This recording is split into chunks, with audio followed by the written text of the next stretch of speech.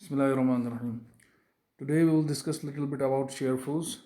But before discussing shear force, we will discuss a little bit about normal forces.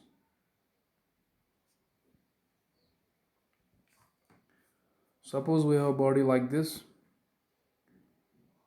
and this is the axis of the body, longitudinal axis of the body.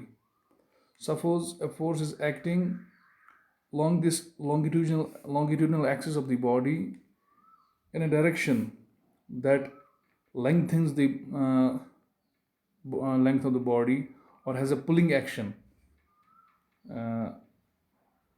We call it tensile force. And in second case, if the direction of the forces is such that the forces have a compressive action, we call these forces as compressive forces.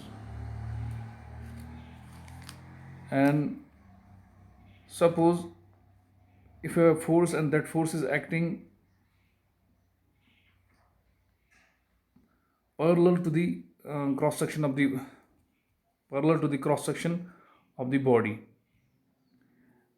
and suppose we have this axis, longitudinal axis, this force is making an angle of 90 degree with the longitudinal axis, and the force is parallel to the cross section. And second thing is that this force is perpendicular to the longitudinal axis of the body.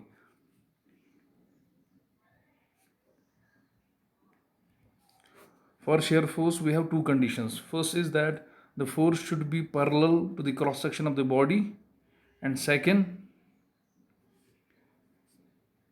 perpendicular to longitudinal axis of body or object. When we have these two conditions, first, the force acting on the body or on the cross section of the body is parallel to the cross section of the body, and second, the force is acting parallel to the longitudinal axis of the body, we call it shear force.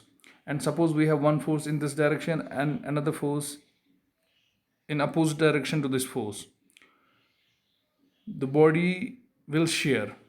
Suppose uh, the body shears along this section, we will get